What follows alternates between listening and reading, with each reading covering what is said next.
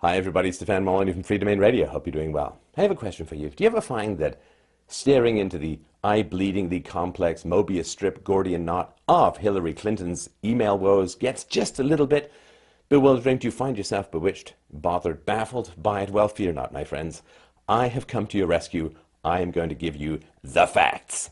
And trust me, they are darker, more deceptive, more dangerous, more devious than you have probably imagined. But hey, would we expect anything less from a Clinton? Sources, of course, are always, as always, are below. Let's start with a little timeline, shall we? January 13th, 2009. I remember it well. Mrs. Clinton registers clintonemail.com running from a private server in New York. Now, quick question for you. Let's say that you are a Russian hacker, and you're browsing around domain names and you find clintonemail.com. What do you think that might be about? If your guess was number one, had something to do with the Clintons, and number two, had something to do with email, congratulations. You have cracked the very first barrier to entry to getting your hands on Hillary Clinton's emails. January 22nd, 2009, Mrs. Clinton signs a non-disclosure agreement. I know, it's a little boring to start a presentation with an NDA, but it will figure quite prominently over the course of our little chat. This non-disclosure agreement acknowledges that classified markings are irrelevant to state secrets. The agreement states that, quote, classified information is marked or unmarked, including oral communications. You Clintons, with your legal challenges around oral. So, information is either born classified, in other words, the very nature of it is classified, it doesn't need to be classified, like troop movements and so on, or it's marked classified either before or after it goes into general consumption. This says, doesn't matter. If you've got half a brain, and let's hope that if you're the Secretary of State, you do, then you are responsible for knowing what is classified and what is not classified. The markings or the headers are absolutely irrelevant. March 18th, 2009. Mrs. Clinton stops using the email address that she used as a senator and begins using an account on her private server in New York, according to her office. Her office also said that messages from the account she used as a senator are lost and could not be retrieved. What a shame. It is not revealed what sort of account this was. Now, you know, if you work for Intel and you invent some super cool new thing, Intel is the one who owns it because they're paying your paycheck. In the same way, when you work for the government, the emails, the messages that you conduct in pursuit of your official business belong to the government and are available to the people outside of the volcanic vortex of the hellscape of modern American politics. For those outside that realm, there's a Freedom of Information Act by which private citizens, groups, newspapers and so on can request correspondence from their elected representatives, and it belongs to the government, and you're kind of responsible for the government having a hold of it. Government servers in America are usually designated with a .gov extension, like if you send or receive emails, there's a .gov for government extension, and they have, 6 million security experts, firewalls up the yin-yang, and they've got a lot of attacks to repel. Apparently, the Department of Defense servers in the US government are attacked about 100,000 times every single day. So quite a lot of people want to get into government service. They've got a lot of security, and this was not really the case with the server near the bathroom or in the barn. So that's important to understand. It is also important to understand that if you store your messages on a government server, then Freedom of Information Act requests, the government simply goes and pulls the information and hands it over. You have no control over it. If you have your own server, you're like Gollum with the ring. If you have your own precious server, then you can choose what to hand over, or at least you can if you're as powerful as Hillary Clinton appears to be. December 22nd, 2010, the National Archives and Records Administration, where I hear all the best parties go down, issues standards to federal agency heads. All emails, including attachments, relating to government business are considered records to be preserved under the Federal Records Act. Interesting fact. Do you know that if you are responsible for destroying or stealing government property, you are actually ineligible to run for office. Now, according to some reports, the Clintons exited the White House in the 90s after the Caligula-style reign of Bill Clinton was ended with some rather bulging overcoats, and pretty much everything which wasn't nailed down was heading in the U-Haul back to Arkansas. And so there's that aspect. And also she hung on to a lot of messages that technically or theoretically actually belonged to the government. November 7th, 2012, Judicial Watch files a Freedom of Information Act request with the State Department for Benghazi-related emails and other information. Benghazi, a tragedy of tiny but apparently epic proportions, which we've got a video on which you can look at below. It's not essential that you know a lot about Benghazi other than it is the thunderclap that started the avalanche. December 10th, 2012. Clinton cancels a trip to North Africa and the Middle East for what was called an illness and a bug. Why am I talking about this? I'll tell you in a moment. The State Department does not disclose that she has fallen, gone boom, and received a head injury. December 13th, 2012, the State Department reveals that Clinton had fallen while suffering from a stomach virus sometime the previous week and gotten a concussion that was, quote, not severe. Bill Clinton, and can I tell you what kind of trouble you are in as a civilization when you've got to go to Bill Clinton to get the real goods? Bill Clinton would later say that her injury, quote, required 6 months of very serious work to get over. Mrs. Clinton postpones imminent congressional testimony, which had been scheduled. December 30th, 2012, the U.S. State Department discloses the discovery of, quote, a blood clot in her head from the concussion. What does this have to do with her email server? Well, let me tell you, friends, when I was a young man gazing over the social and political landscape of the friendly cannibals to the south, I must tell you that watching a Clinton lie was like watching a dew-sweated thoroughbred's muscles rippling as it raced across the fruited plain at early dawn. It was a beautiful, beautiful thing to see from an amoral standpoint. The fact that it was, trampling on the children's futures and over random interns used like handkerchiefs in the Oval Office was beside the point. It was a beautiful, beautiful thing to watch a Clinton lie in full flower. The lies that seem to be coming from Hillary Clinton since this blood clot, I don't know, something's interfering. I don't know, maybe there was an additional blood clot, maybe some kind of conscience got loosened. No, probably not that. But anyway, this is relevant in ways that we'll see going forward. February 1st, 2013, Mrs. Clinton ends her tenure as Secretary of State. March 3rd, 2013, Gawker, a website, publishes Mrs. Clinton's email address after it's published by a hacker who infiltrated the email account of Sidney Blumenthal, another Scotsman, a former aide to President Bill Clinton. Mrs. Clinton changed her email address in March 2013. Now, Hillary Clinton seems to have discussed quite a bit of stuff with good old Sidney Blumenthal, and it's a little odd that she seemed to be talking about some fairly high security issues when Sidney Blumenthal hasn't really worked for the government since 2001, certainly has no security clearance. Just wanted to mention that. March 22nd, 2013, a hacker named Guccifer hacks Clinton's emails via an aide's account, revealing that Clinton had received confidential information from a public account. August 2014, the State Department provides House Benghazi Committee with 8 emails to or from Mrs. Clinton that show for the first time her use of a private email account. September 15th, 2014, the National Archives issues new standards on personal emails. Government officials should not use their personal email accounts for official business. October 28th, 2014, the State Department requests the work-related emails of a number of former secretaries, including Mrs. Clinton.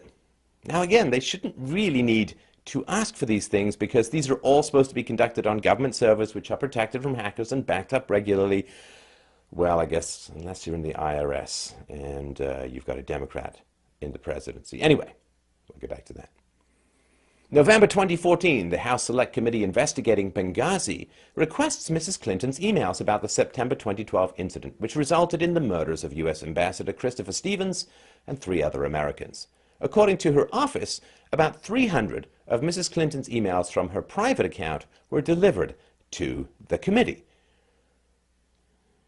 November 26, 2014, President Obama signs into law an updated Federal Records Act requiring public officials to forward all work-related email to their government address. Because, of course, everyone's asking the State Department for Hillary Clinton's emails, and the State Department says, we got nothing, we got bubgus, big fat goose egg, it's a bagel over here. And that's not great as far as Public Records and Freedom of Information Act requests go. December 5th, 2014, Mrs. Clinton's office delivers 30,490 printed emails, about 55,000 pages, you tree-hating bastards, to the State Department. Mrs. Clinton's office reported that 31,830 emails on her account from her tenure as secretary were deemed private and not delivered. Isn't that nice? See, the government asks you for information. You say, I'm going to give you this stuff. By the way, I'm not going to give it to you electronically, so you can't search it. Plus, there's no metadata, so you can't always see the blind carbon copies, who got it, and you can't see all of the cool bounce-around information that's embedded in the headers and all that. So I'm just going to print them out so you can't search them, can't get any of the metadata, and I'm just going to delete a whole bunch because I don't think you really need to see all that stuff, do you?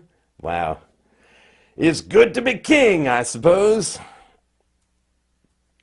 Late February 2015, the State Department informs the House Benghazi Committee that Clinton did not have or use a government email address and that it had never had possession of her emails until her attorney first turned them over in paper form in December 2014.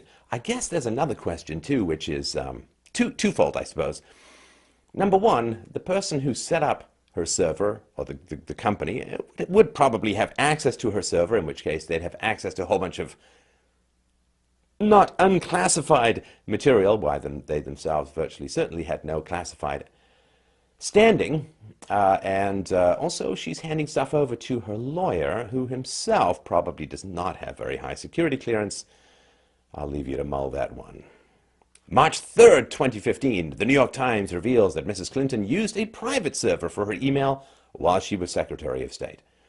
The paper also reports that Clinton may have violated federal regulations by using her personal email account for public business while Secretary of State. March 4th, 2015, Mrs. Clinton writes on Twitter that she asked the State Department to release her messages.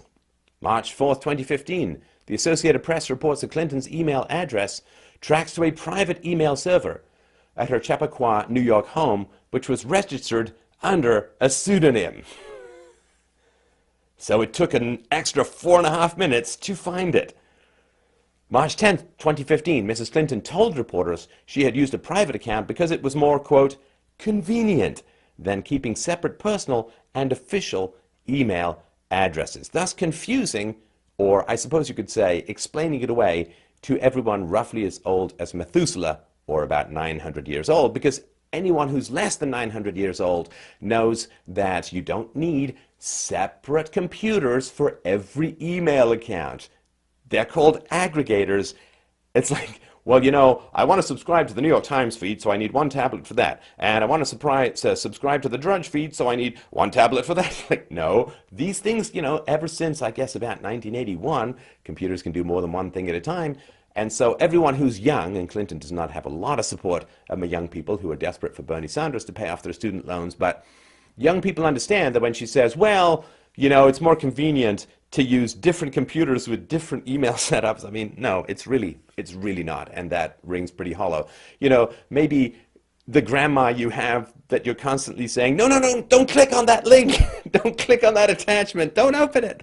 Maybe they think, oh, well, I guess I can see that, but younger people kind of get that it's not a big deal to have more than one email account on one computer or tablet. April 12th, 2015. Hillary Clinton announces she is running for president from the FBI. We'll see. July 28th, 2015. Clinton revises her statement. So when she was first, we've got to take a pause here for a second. So when Hillary Clinton was first asked about this, it's like, well, what about classified information? She said, I never sent or received any classified information. Now, that is a remarkable statement. She's the Secretary of State. She's the head diplomat of the United States. Outside the military, the CIA, that's pretty much her job, is to deal with classified information. And so when she says, well, I was Secretary of State for quite some time, never dealt with any classified information, I don't know.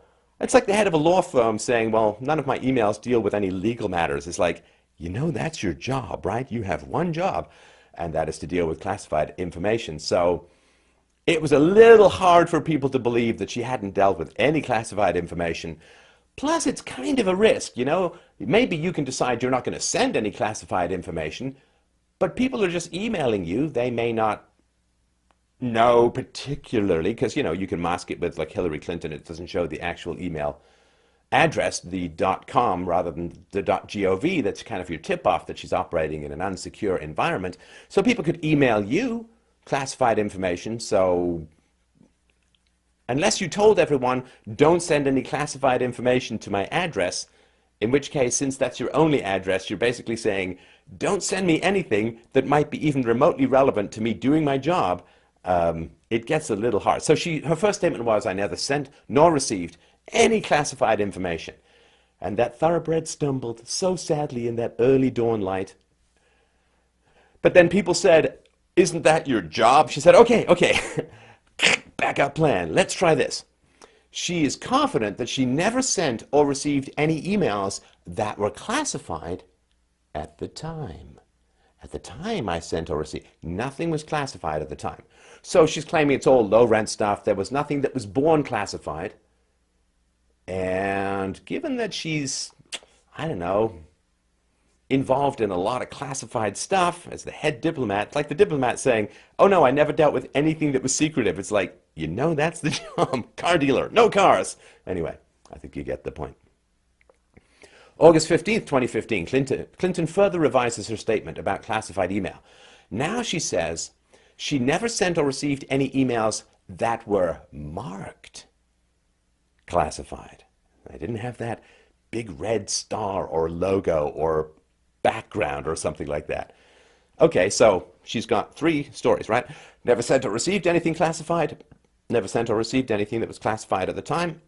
Never sent or received anything that was marked classified. And of course, not a lot of people at this time knew about the non-disclosure agreement she signed, which says that doesn't matter a damn bit. July 31st, 2015, the federal judge in a Judicial Watch Freedom of Information suit orders State Department to request that Clinton and top aides Cheryl Mills and Huma Abedin confirm under penalty of perjury that they have produced all government records in their possession, that they return any other government records immediately, that they describe their use of Hillary Clinton's email server to conduct government business. Cheryl Mills' attorney reports to Judicial Watch that it has instructed Mills to, quote, delete any and all electronic copies of potential federal records in her possession after her anticipated production of records on August 10th, 2015. Judicial Watch files an emergency request to block the destruction. What can you say? August 11th, 2015. The Inspector General report to the Senate contradicts Clinton's claims. Some emails say the Inspector General contained information that was classified at the time it was sent or received. The FBI takes custody of the Clinton server and thumb drives. August 20th, 2015. The State Department tells a judge that Clinton did not use a State Department issued or secure BlackBerry handheld device. The BlackBerries used by Clinton aides Cheryl Mills and Huma Abedin were likely destroyed or put into safekeeping with Lois Lerner. Oh, wait, kind of the same thing. Just a joke. August 31st, 2015, the State Department publicly releases 7,000 pages of Clinton emails. These emails show that freedom of information law was violated. Responsive emails had not been provided earlier under a variety of freedom of information requests, right? So freedom of information, you say, I want all the emails from Hillary Clinton regarding Benghazi or whatever, Libya, whatever it's going to be, right? And They then have to just run that search and hand over everything. If they don't hand over stuff, that is a violation of the law. September 3rd, 2015, former Clinton campaign staffer and State Department official Brian Palliano, he also helped set up Clinton's personal server, informs Congress that he will plead the Fifth Amendment and refuse the congressional subpoena to testify. Fifth Amendment, of course, protecting you from self-incrimination. Make of that what you will. September 25th, 2015, the Associated Press reports that the Obama administration has found work emails between Clinton and the soon-to-be-mentioned in this presentation, General David Petraeus, that she did not turn over. This raises questions about Clinton's claim that she had turned over all work-related emails from her home server. So what Clinton said was, she said, well, I handed over the work emails. The emails where I'm like planning my yoga classes and planning my daughter's wedding. I didn't hand those over. So I guess she did yoga with General Petraeus. Maybe General Petraeus was going to be the wedding singer at her daughter's wedding. So it's a little bit open to doubt. November 30th, 2015, the State Department releases 8,000 additional Clinton emails. Some of the emails received classified markings. January the 15th, 2016, the Inspector General for the Intelligence Community, Charles McCullough, tells members of Congress that several dozen additional classified emails have been identified in Clinton's stash, including some with a higher classification or more restricted classification even than top secret.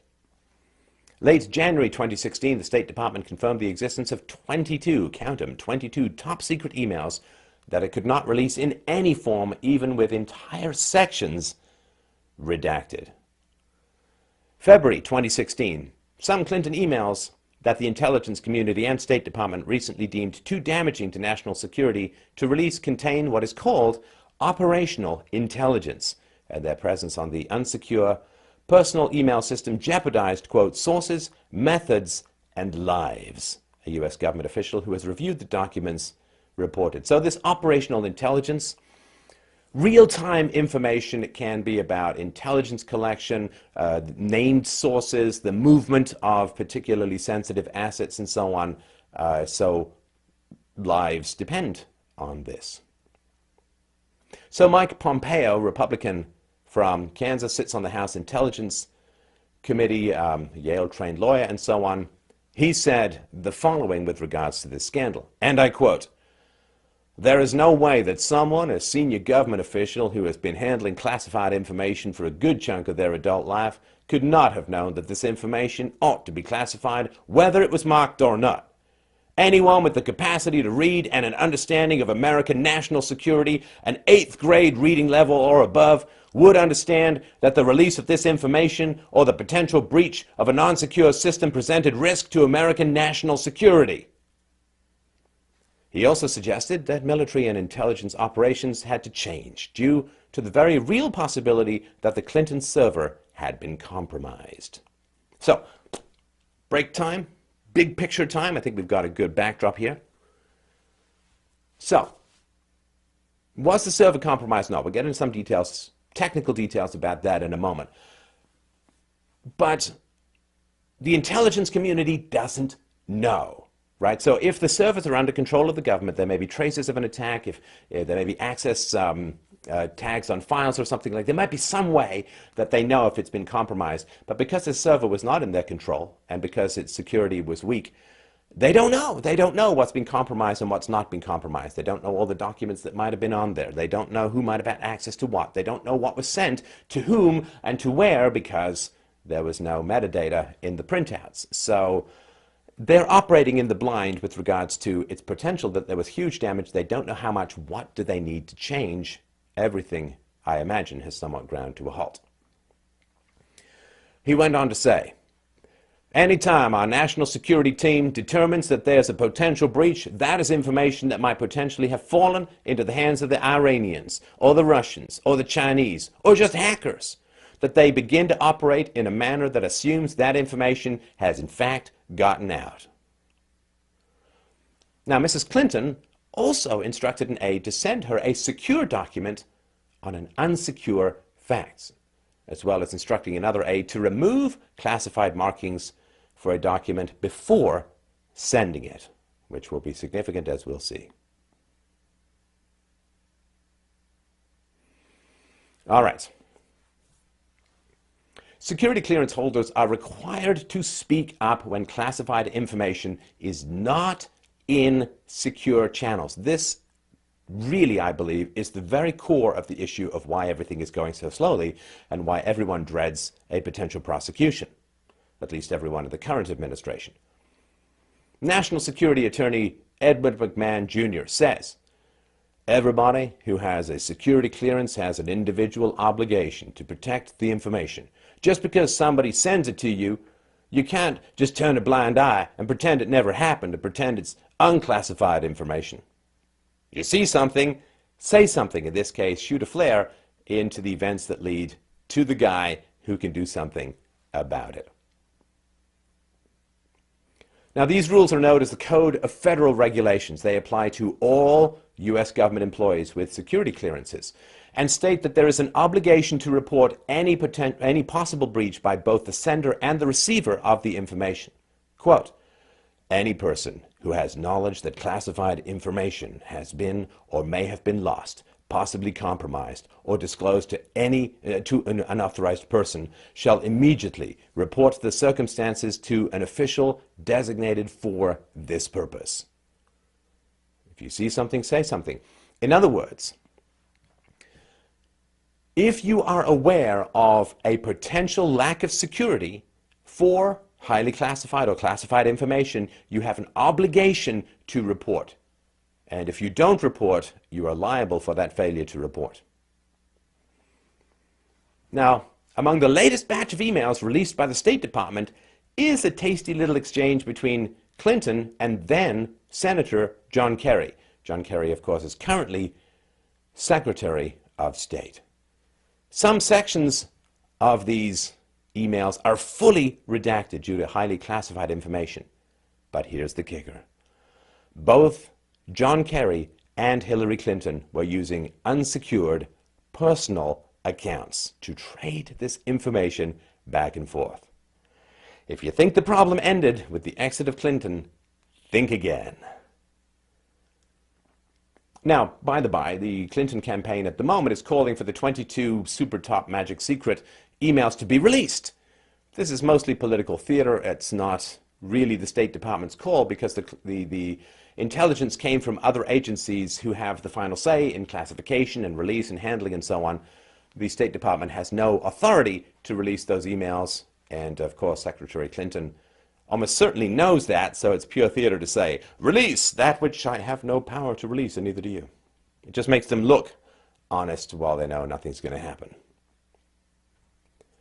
Now, a 2009 email released to Judicial Watch seems to indicate that the State Department's senior manager, Patrick Kennedy, wrote to Clinton aide Cheryl Mills that a, quote, standalone separate network PC is one great idea, because they were having trouble getting Clinton set up. So he may have come up with the idea for her to have a separate network PC.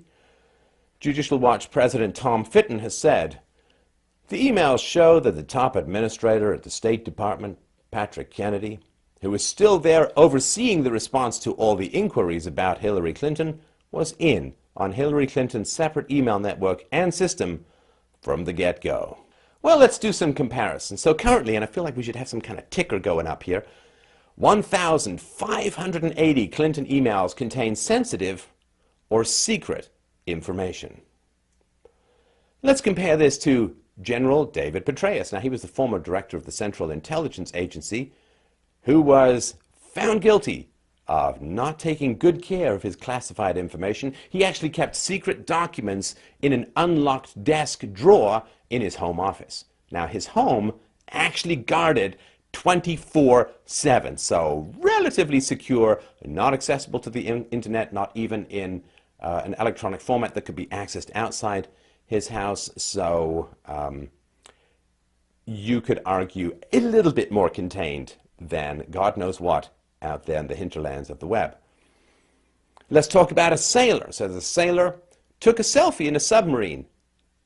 Does that sound bad? Well, he could face 20 years in prison. Why? Because he did not realize there was a sonar screen right behind him.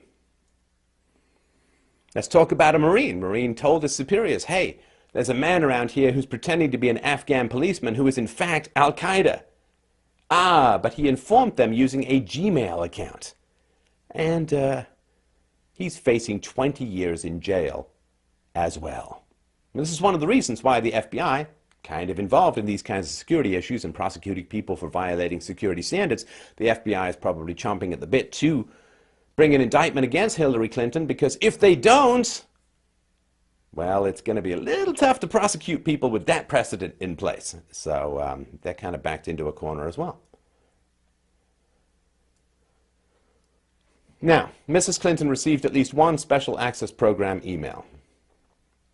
She also cut and pasted summaries of state secrets on both her private server and her BlackBerry. So this Special Access Program, which we talked about, must be opened by inputting certain codes that change randomly. Mrs. Clinton would need to, I don't know, call or ping or ask for the codes before opening the SAP document. And top secret is the highest category of state secrets. The other categories are confidential and just plain secret. But there is a subpart of top secret. The SAP is the most sensitive. The most sensitive there is. This has got the names of moles or spies working for more than one government and their American handlers.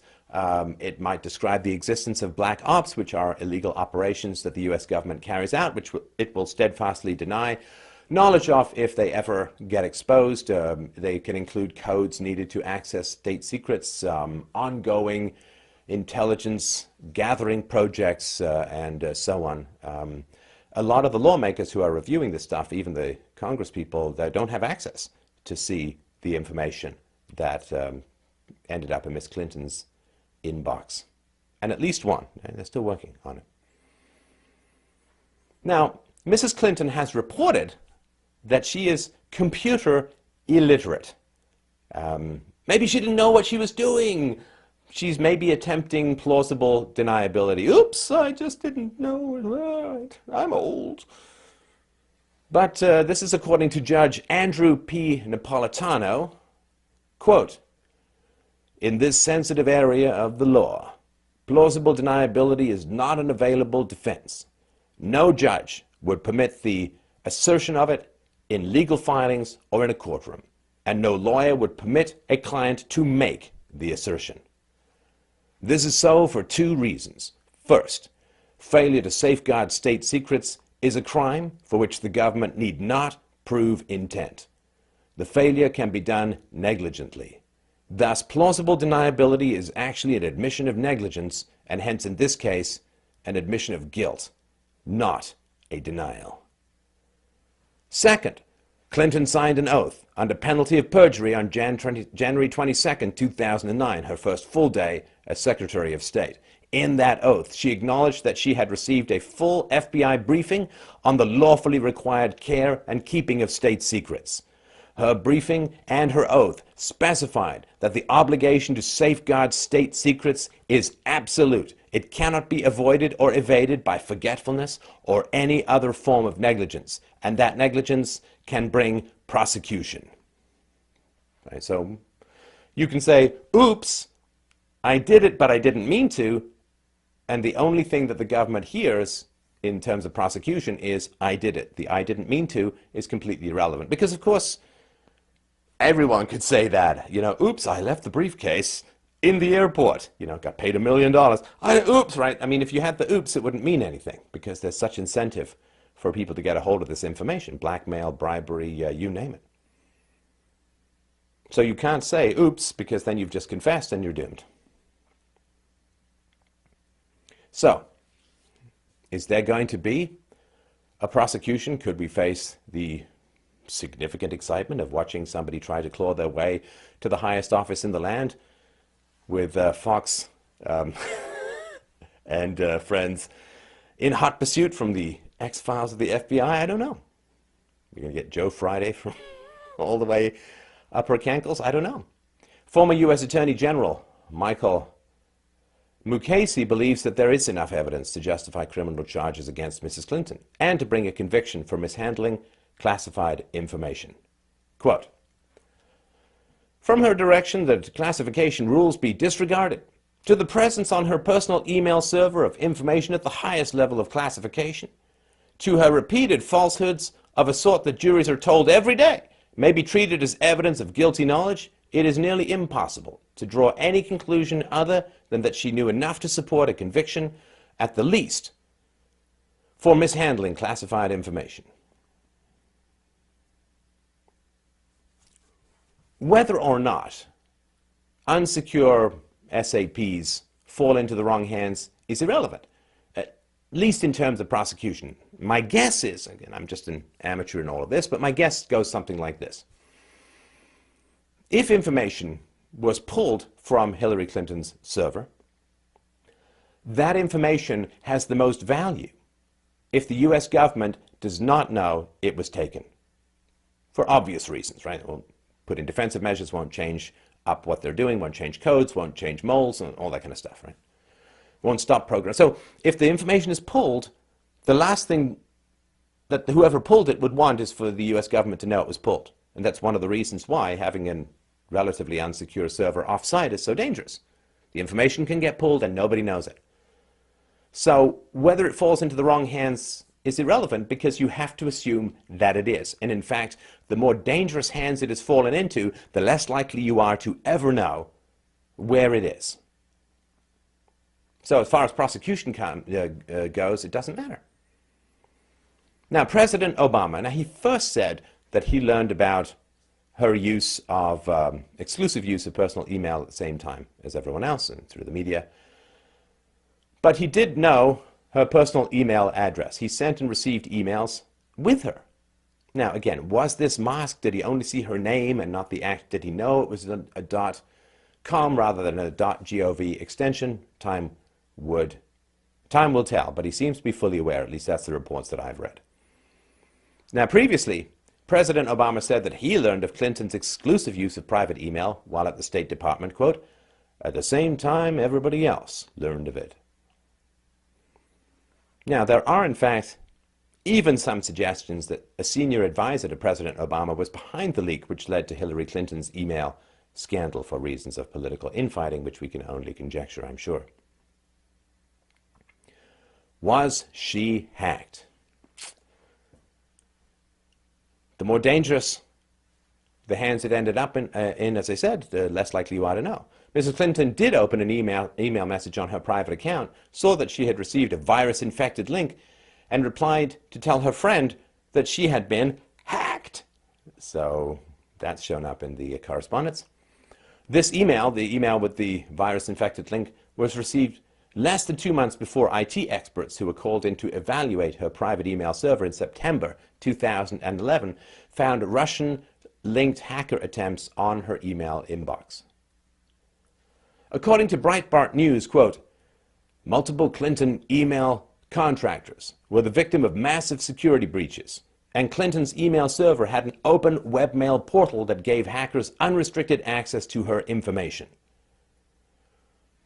Quote, "a webmail portal allows web traffic to bypass hardware and software firewalls to easily access the server's mail interface. If a user accesses emails through a web portal on an unsecured network like Clinton's, then the emails can be read without any encryption whatsoever for safety. Clinton's server's encryption was an SHA-1 encryption combined with an RSA encryption. That encryption is very weak. SHA-1 without an RSA encryption to complement it is so weak and prone to hacks that it's been getting phased out of use for about a decade. Even the added RSA encryption does not negate the vulnerability to hacks of Clinton's SHA-1 encryption. SHA-1 is about 64,000 times less secure than the encryption for the extramarital dating website Ashley Madison, which was recently hacked, exposing the personal information of all of the site's users. Hopefully that can give you some sense of how vulnerable this server was. And let's just put it this way, the information on that server in the bathroom or in the barn, significantly more valuable than what was in Ashley Madison's databases.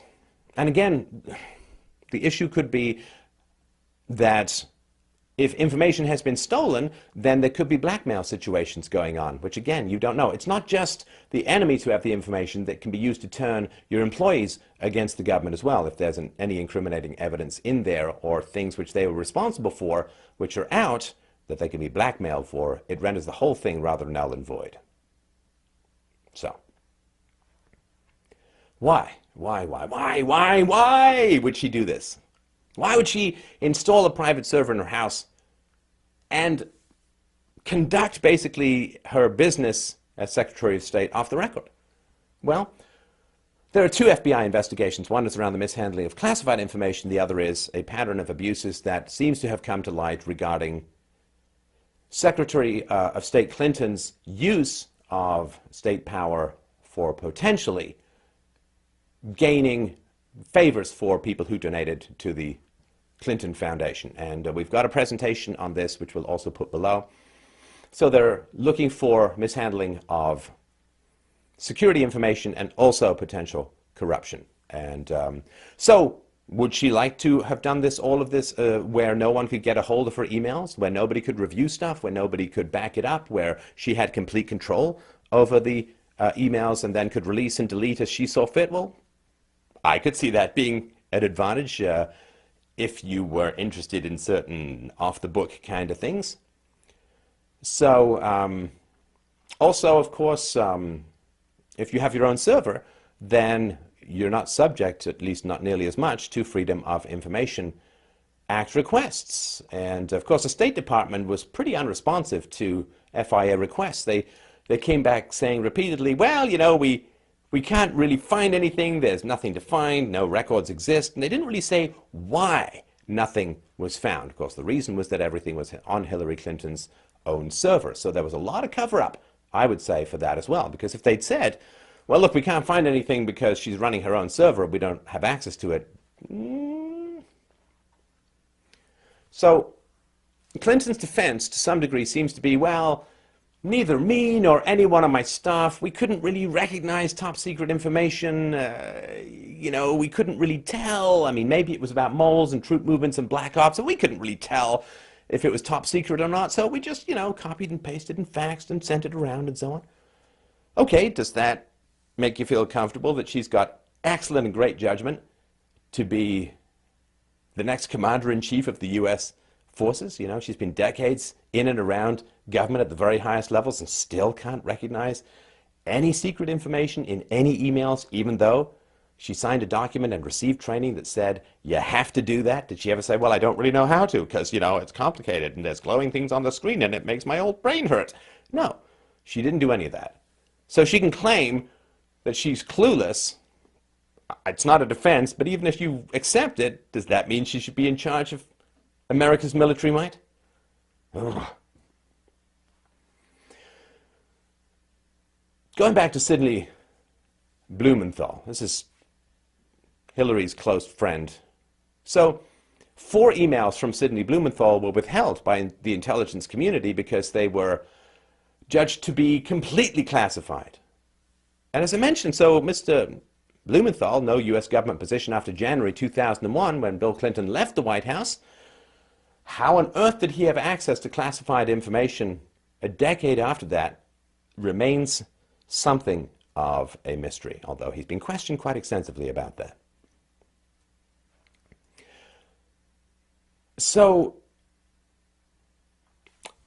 Mr. Blumenthal was sending information back and forth to Hillary Clinton, and Mr. Blumenthal's emails were illegally accessed by a private hacker. So it's fairly safe to assume that they're in the hands of quite a variety of foreign intelligence services. And it's entirely possible that spies have had their lives put in serious risk by all of this. The Intelligence Identities Protection Act, this is in 1982, which was enacted due to the murder of the CIA station chief in Athens. There was a left-wing The left-wing media blew his cover and he got murdered. It is a federal crime to divulge the true identity of any covert operative serving U.S. intelligence. If that person has not been previously acknowledged as a spy, to be working for the spy agencies in public and so on. So if there is information in these emails, we don't know, of course, because heavily redacted, we wouldn't get to see it, and some of them have been completely redacted and not released at all, these 22. Well, if there is information out there, then she may have contributed to the outing of spies and the end of their existence. And you can look at John Kiriakou, who's a former CIA officer, just crawled out of 2 years in prison for the unauthorized disclosure of classified information. He actually did expose the identity of an agency colleague who was undercover at the time. Hillary's emails apparently also include the names of foreigners who are on the payroll of the Central Intelligence Agency. This is according to intelligence community officials. It can be safely assumed, of course, that several foreign intelligence agencies intercepted Mrs. Clinton's unencrypted communications. This, of course, will directly threaten the continued existence of these individuals who may have been outed. A senior intelligence community official noted, "It's a death sentence. If we're lucky, only agents, not our officers, will get killed because of this." The CIA, according to many reports and communications, and the entire intelligence community are in a panic mode right now, trying to determine which intelligence officers and agents could conceivably have been compromised by this Emailgate scandal. So, at the very minimum, of course, you've got valuable and many years built up covers that have been blown, careers are smashed, and lives are put at serious risk. And there is, of course, the question of what is still in the emails that has yet to be found, because, of course, it's not done. And what about the 30,000 plus emails that Hillary Clinton deleted, and some of which, it seems, based on communications back and forth with General Petraeus, should not have been deleted? So there's what's known, there's what's still to come from the emails, and then there's the probably will never be known, which was what was deleted and then scrubbed from the Clinton server. Who knows? One exasperated Pentagon counterintelligence official said, "I'll spend the rest of my career trying to figure out what classified information was in those. Everybody is mad as hell right now." The worst part is that Moscow and Beijing will have that information, but the intelligence community maybe never will, right? Stuff that was deleted that may have been leaked to foreign agencies, the CIA will not know, the FBI will not know because it was deleted, but other agencies abroad will. So,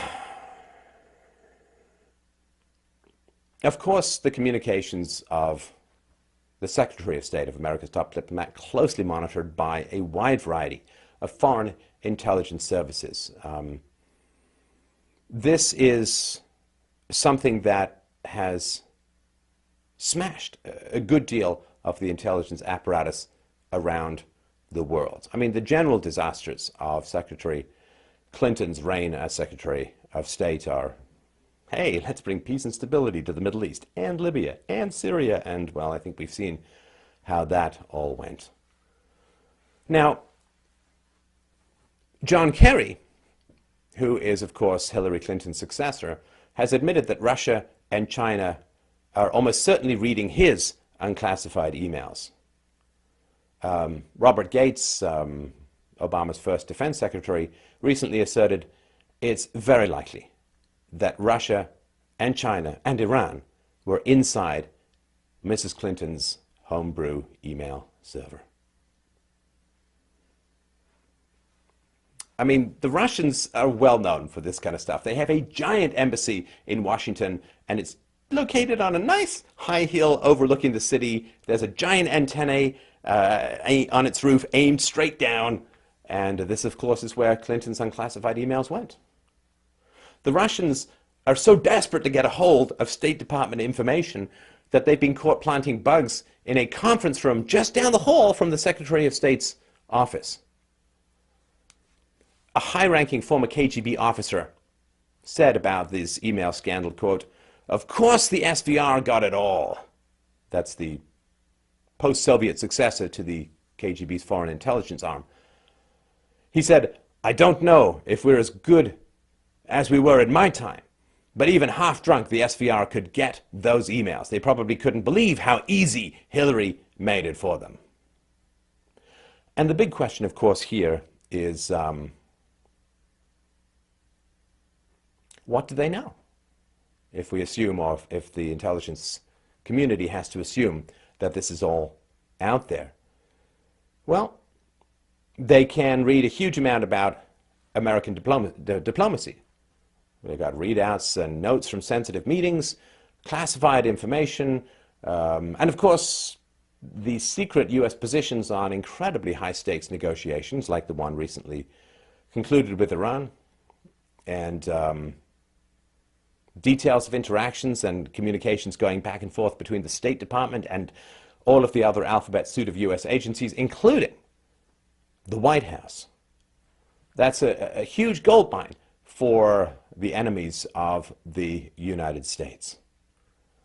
And it is entirely possible that through hacking into, if they did, Hillary Clinton's email server, that they got hints on how to crack even more sensitive information systems.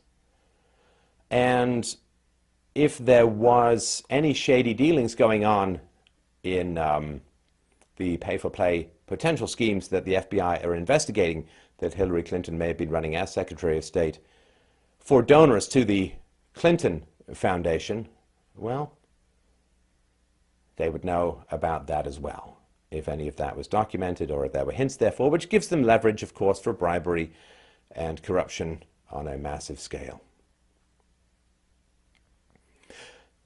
For perspective, so America, of course, has embassies all over the world.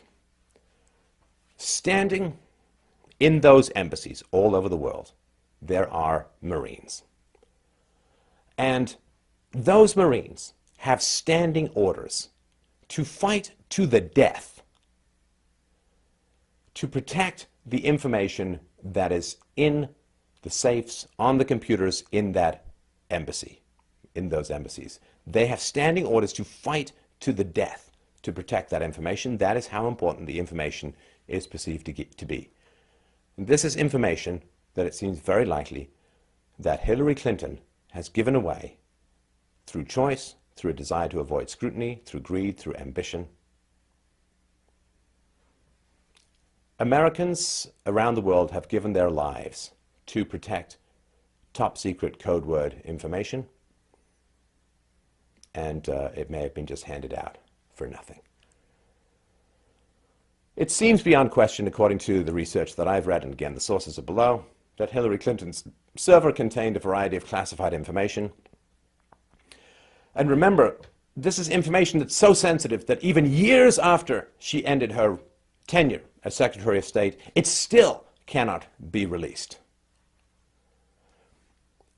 She deliberately and consciously took actions that placed America's most intense and dangerous secrets on a relatively unsecured, relatively open to the internet venue, and now seems to have subsequently lied about it.